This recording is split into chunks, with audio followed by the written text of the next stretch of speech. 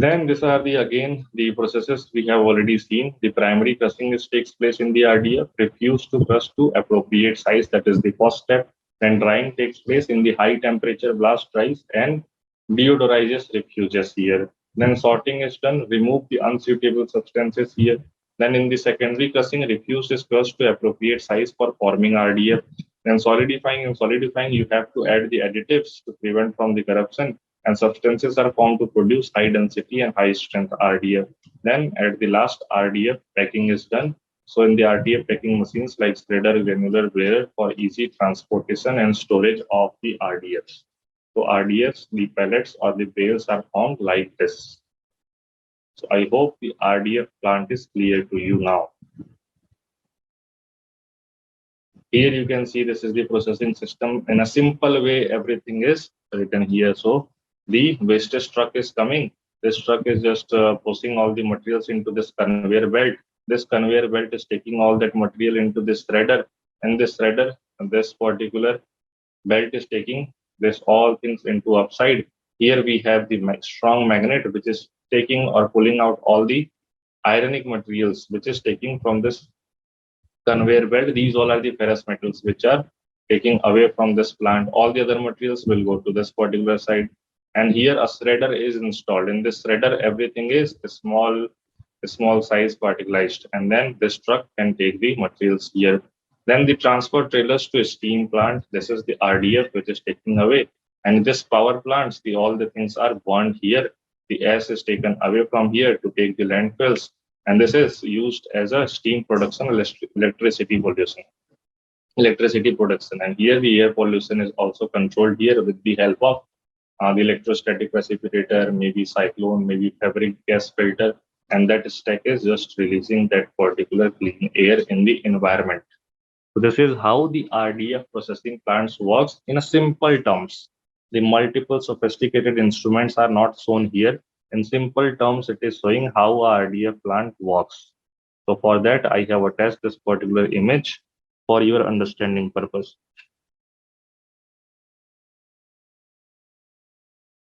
Then this is the RDF characteristics that you can see here. These are the fuel pellets, and these are formed in RDF, in which separation of the different types of waste is done, and then waste is converted into compact paper pellets. So main thing here or objective here is the making of these fuel pellets. In RDF, most of the non-combustible portion of the municipal solid waste is removed, and after shredding and sorting, relatively uniform product is produced. The energy content of RDF is higher than the unprocessed MSW. The typical range of heating value of MSW is roughly 8,000 kilojoule per kg to 15,000 kilojoule per kg. Or in the British thermal unit, this would be near to 6,500 British thermal unit per pound. So this is the amount of energy you will get from the RDF. So you have to remember the typical range of heating value of MSW. Once this MSW, municipal solid waste, is converted into fuel pellets or RDF, the new value you will get from the heating value from that material is 14,000 kilojoule per kg to 18,000 kilojoule per kg, or in the British thermal unit, this can be 6,000 to 7,800 British thermal unit per pound of energy you will get. So this was the earlier calorific value. Once this is converted into RDF, this is the new calorific value. Both value you have to remember. So I hope this is clear to you. Now we have to discuss the little more things about the hazardous waste management rules under this chapter. So this is the hazardous waste rules of the 1986 under the Environmental Protection Act. So earlier in the year of 1989, the rule we were have is the hazardous waste management and handling rules. This was amended or replaced by the hazardous waste management, handling, and the trans-boundary movement rules in the year of 2008. Then we have hazardous and other waste, that is the managing, handling, and trans-boundary movement rules of the 2016, which is right now also we are following. So that was the last amendment, you can say, major amendment, you can say. Then here the hazardous waste definition is provided here. Any waste which by reason of characteristics such as physically, chemically, or biologically reactive in nature, toxic, flammable, explosive, corrosive, causes danger to its likely to cause danger to health and environment, whether alone or in contact with other waste or substances, those all are categorized under the hazardous waste. So I hope this is clear to you. This is what the definition of hazardous waste is. So here you can see how hazardous waste is different from the municipal solid waste. Municipal solid waste is not toxic. This is not reactive. This is not flammable. This is the difference between hazardous waste and municipal solid waste. The hazardous waste are generally either toxic in nature, poisonous in nature, or having a very high flammable nature. And these are very reactive, corrosive, having extreme pH range. So those all are categorized under the hazardous waste. So that is difference between MSW and hazardous waste. For municipal solid waste management, we have different rules, different regulations that we have already seen. For the hazardous waste, we have different rules and regulations that we are currently studying. So here characteristics of the hazardous waste, there are total 4 characteristics of the hazardous waste. If any of the category is there, so that particular waste is categorized under the hazardous waste. Very first category here is the ignitability. Ignitability means it can easily catch fire in the lower temperature as well. So it can create fire under certain condition. The flash point temperature here is less than 60 degrees Celsius. So here the temperature can go up to 60 degrees Celsius. Immediately that material will catch fire. So that is very high ignitable thing or very easily catching fire thing. So that is under the ignitability category of the hazardous waste. Then we have the corrosivity. So here all the acids and bases will come. The pH here is less than 2, very acidic, or more than 12.5, extremely basic. So all these things are highly corrosive in nature. And if any corrosive thing is there, so that is under the category of this corrosivity. So if liquid, it will corrode the steel as well. So all that is categorized under the hazardous waste. Then we have the reactivity category here. So substances that are unstable under normal condition can cause explosion, produce toxic fumes and vapors. pH between 2 and 11.5, it is not corrosive in nature, but very toxic in nature, very highly reactive in nature. Example here are the cyanide, sulfide, batteries. These all are the hazardous waste, so which are very highly reactive in nature. Suppose all these 3 categories are not there. If it is passing this 4th category, then also this would be termed as hazardous waste. This is very harmful when ingested or absorbed in any organism or human body. This can leach out from the waste and pollute the groundwater easily. For example, lead, mercury, these all are highly toxic material. Arsenic, then we have fluoride. So these toxic materials all are the hazardous waste category of the materials. These cannot be disposed just as usual you are wasting or dumping the municipal solid waste, because this can harm the environment by huge amount. So that is the thing about the this hazardous type of wastes. Then we have to study about the rules and regulation provided in the 2016 of hazardous and other waste material rules, including the management, handling, and transboundary movement.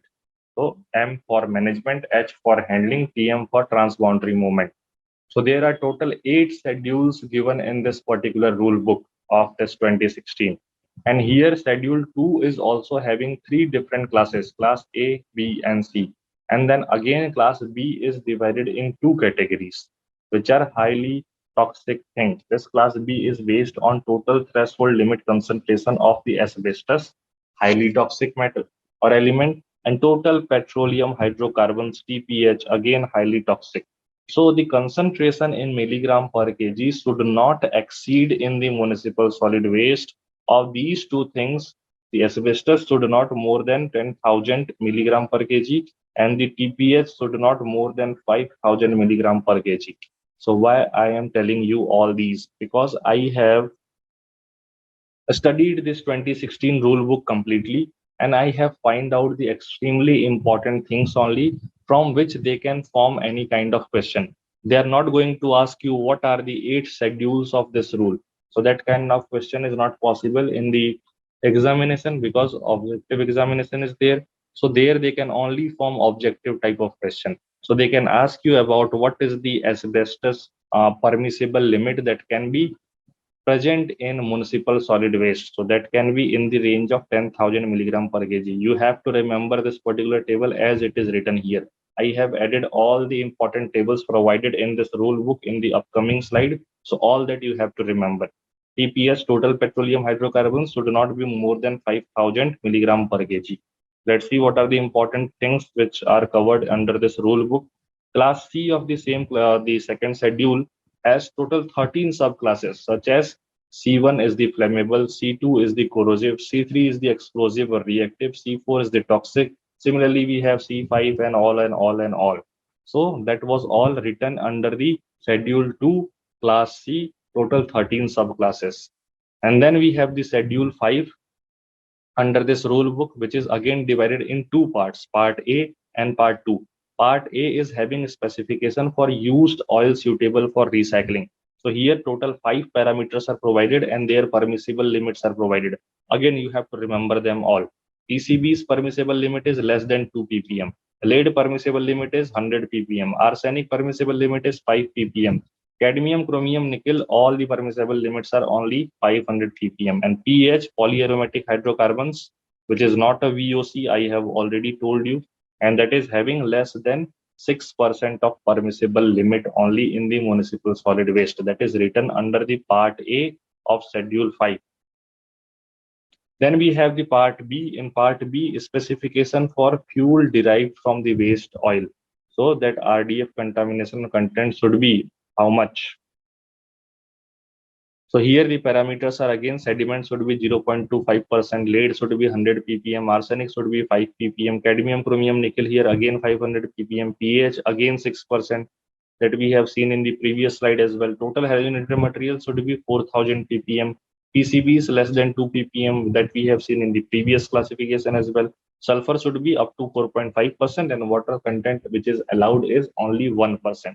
So again, you have to remember this table as well.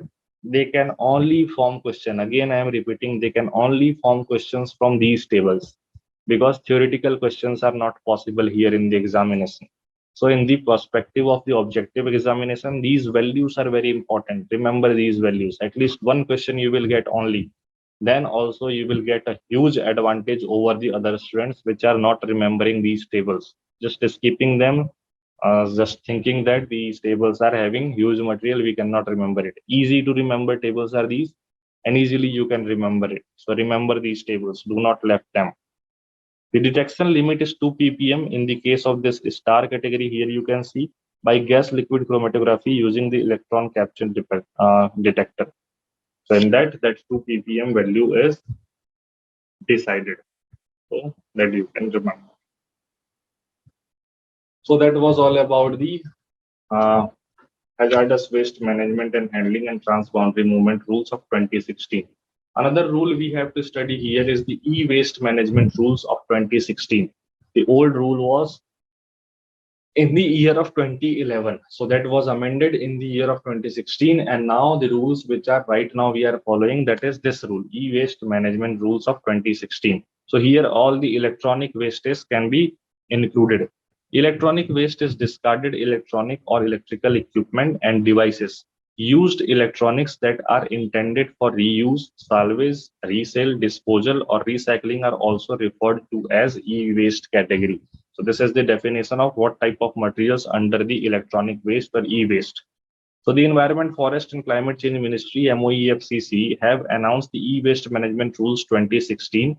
These new rules replace the earlier e-waste management and handling rules of 2011. So this was the rule name in the 2011, the older name. Now the new name of this same rule is e-waste management rules 2016. So this management and handling word is replaced by the management now. Highlights of the new e-waste management rules 2016, which were not present in the 2011 book. So it includes now the CFLs, compact fluorescent lamps, the bulbs which were earlier used before the LED bulbs, as well as other lamps with mercury and similar equipment. So those all are included in this particular category. Earlier, those were exempted from this e-waste. Now these all are also included.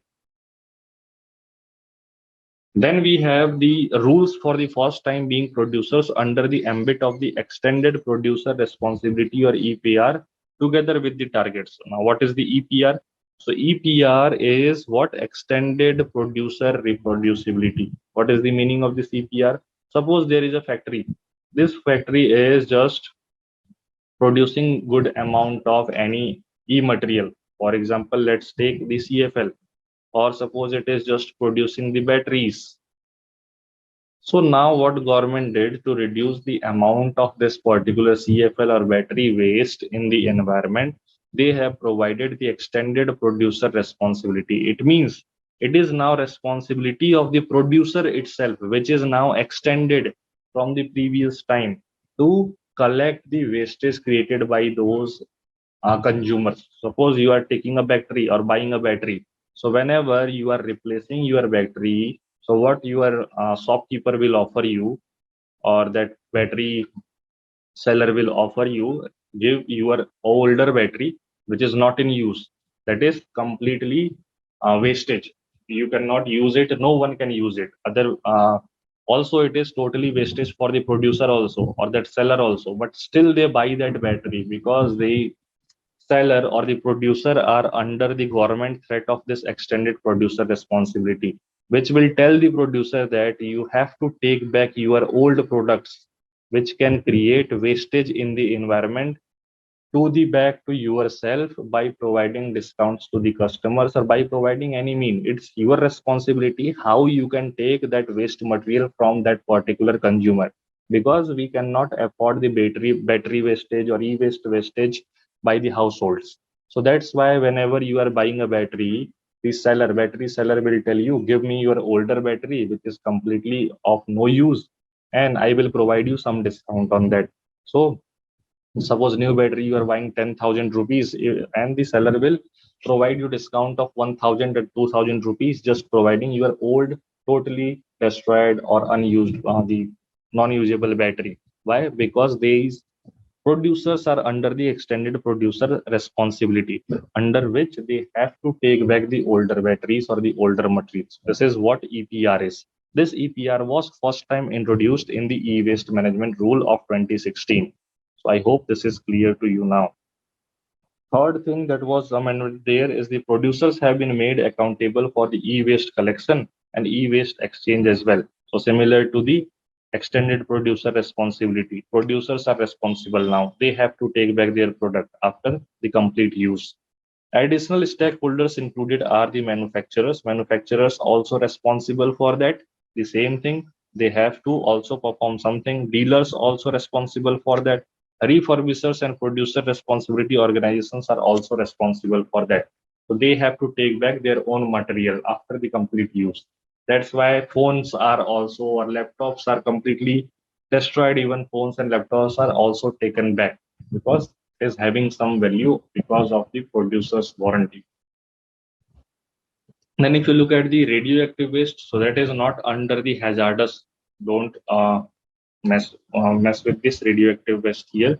Always remember that the radioactive waste is not under the category of hazardous waste. This is not a hazardous waste. Why? It should be in the range of the hazardous waste because government already have a different act for the taking care of the radioactive waste, that is under the Act of Atomic Energy Act 1962. So that's why the radioactive materials are not under the category of hazardous waste. These are under the category of Atomic Energy Act of 1962. Then we can discuss about the EPR little more here. Extended producers responsibility. EPR is a concept under which producers are given a significant responsibility. I have told you, maybe financial, maybe physical. So either you have to pay to the government to manage the waste, or you have to take the responsibility by your own to treat or disposal of the products after the consumption, post-consumption. So this is what EPR is. The extended producer's responsibility is done through reuse, buyback. I have told you some discount they will provide you, and just buy back your older material or recycling of the material. The producers has also the option of delegating this responsibility to a third party. Suppose you don't want to have this particular responsibility, so you can hire a company yourself, and you have to pay to that company to do the same job for you. So now that company will take care of your EPR responsibility. So they will take back all the things from the market after the consumption, post consumption, which can be paid by the producers for used product management. So that is allowed. This shifts the responsibility for waste management from the government to the private industries directly. Now, government is not responsible for that wastage. The producers are not responsible, making it easy for producers or sellers to internalize waste management and ensure the safe handling of their products. Here, the EPR targets you can see provided under this EPR in the Schedule 3 of Rule number 5 and 13.12 targets for the extended producer responsibility. So what they have said that the government said the producers that during the first 2 years of the implementation of rules, you have to take back your 30% of the used products from the market. Suppose you have created 1 lakh batteries in the last 2 years. So after the 2 years of implementing this rule, 30,000 batteries you have to collect anyhow from the market. This is what the EPR is. This is just a kind of legislation or rules that is provided or that is implemented on the producer. The producers have to anyhow collect the 30,000 batteries from the market in the first 2 years. During third and fourth year, it means after 2 years, in third and fourth year, 40,000 of the batteries should be taken out. If suppose you have created 1 lakh of the battery, so this 1 lakh is an assumed amount. This number can be anything, and 40% of that number should be recollected and under this extended producer's responsibility plan. During fifth and sixth year, 50% of the quantity you have created or you have generated that should be recollected. And in seventh year onwards, 70% of the quantity of waste generation should be collected by the producers. Only 30% will go to the other waste material. Here you can see 70% of that wastage is already collected by the dealer, manufacturer, producers itself by providing buyback, money, offers, or whatever they are doing. So they have to do this under this extended producer responsibility. So this is what EPR is. You have to remember these values, e-waste collection target and their respective year, because this is written in that rule book. So they can ask you about this. So remember this table. This can be asked in the examination. So I hope EPR is clear to you now. Then the revised targets of EPR that you can see, again, they were provided in the year of 2018. So I think you can just remember these revised targets only. Forget about the previous target that was written in the 2016 rule. So these targets are revised by the government, and now these are the e-waste collection target. 10% in 17, 18, 20%, next year 30%, next year 40%, next year, and 2023 onwards, you have to collect 70% of your waste anyhow, whatever amount you are producing. If you are producing 1,000 materials, you have to collect 700 from the market back. Anyhow, this is your responsibility.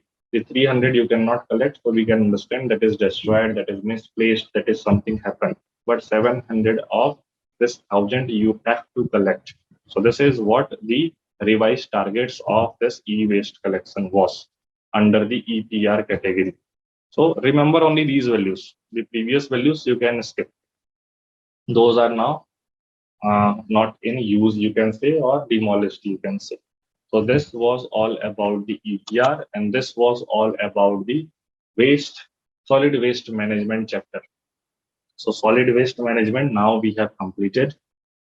The next class we will start tomorrow, a new unit, maybe statistics or maybe EIA and legislation chapter we will do. So there are those two chapters and few miscellaneous topics, including the unit 10.